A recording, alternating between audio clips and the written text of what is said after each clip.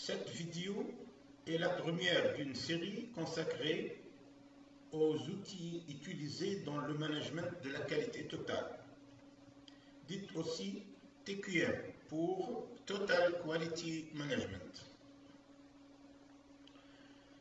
Cette vidéo est réservée à la présentation du diagramme d'Ishikawa. En plus de l'appellation diagramme d'Ishikawa, ce diagramme est dit aussi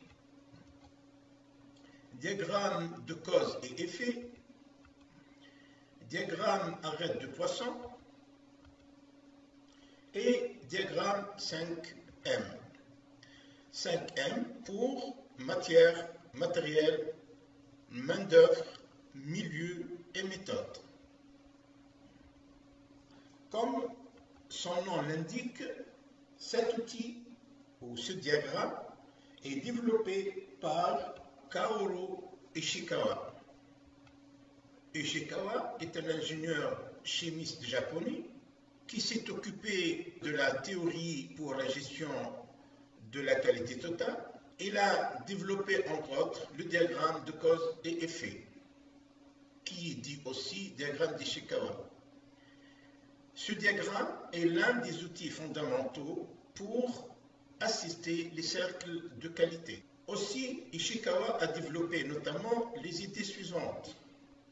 L'omniprésence de la qualité à chaque processus, l'implication de tous les acteurs, services et employés de l'entreprise dans la qualité.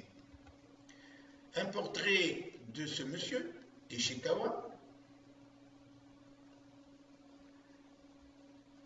Écoutons une brève présentation de sa biographie en anglais.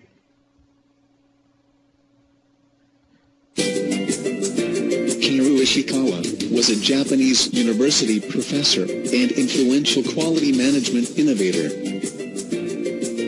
Ishikawa introduced the concept of quality circles in 1962. Ishikawa is also credited with developing the cause and effect diagram, also known as the Ishikawa diagram or the fishbone diagram. This diagram is used to determine the root causes of a problem. Ishikawa diagram is one of the 7 basic quality tools.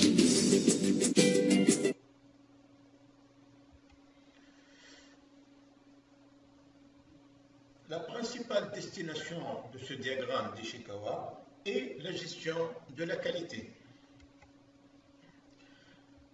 Le diagramme d'Ishikawa schématise graphiquement l'ensemble des causes regroupées par famille. On dit aussi branches, conduisant à un effet.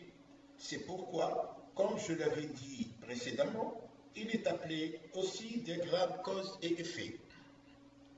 Nous avons ici les branches, la branche matière, la branche matériel, la branche main-d'œuvre, la branche milieu et la branche méthode.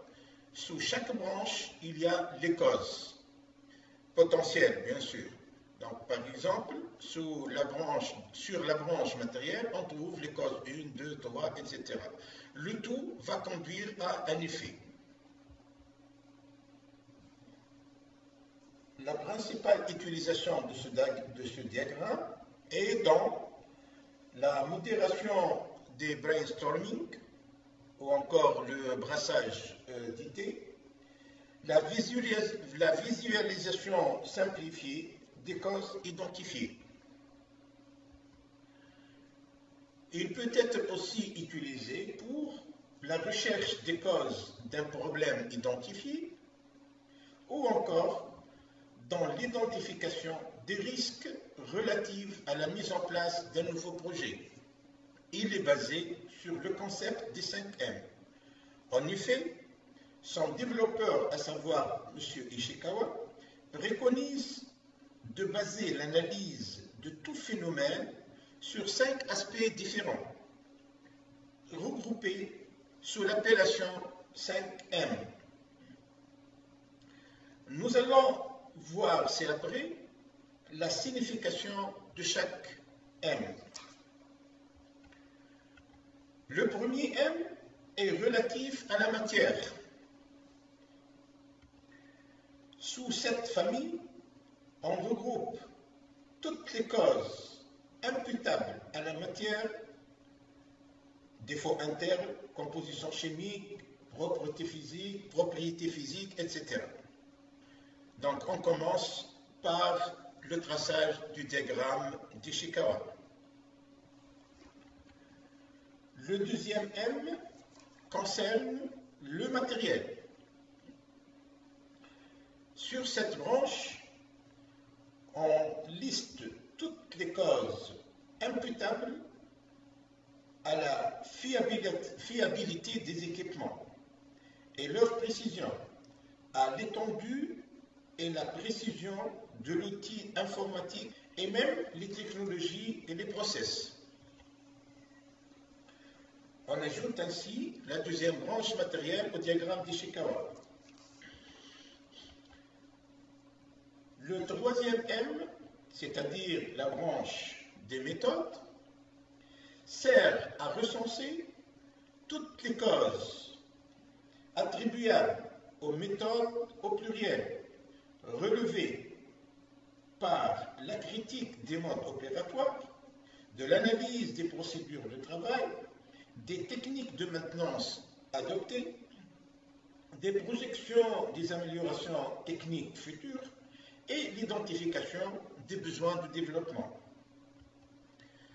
Donc, nous insérons au diagramme la branche méthode. Le quatrième M,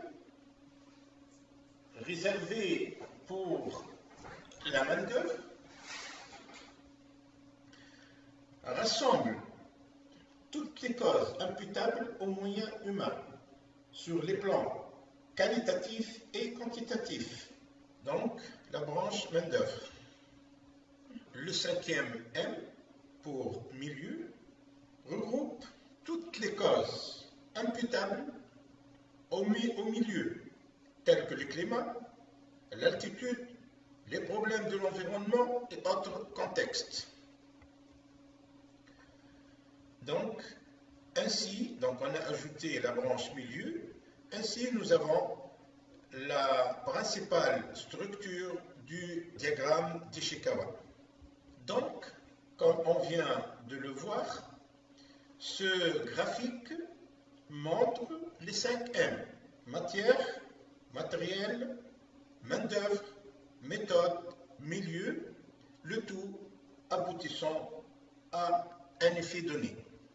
Les causes identifiées sous chaque famille ou branche sont à placer respectivement sous le M les concernant.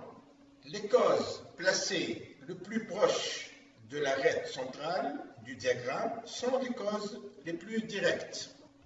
Regardons cette illustration graphique.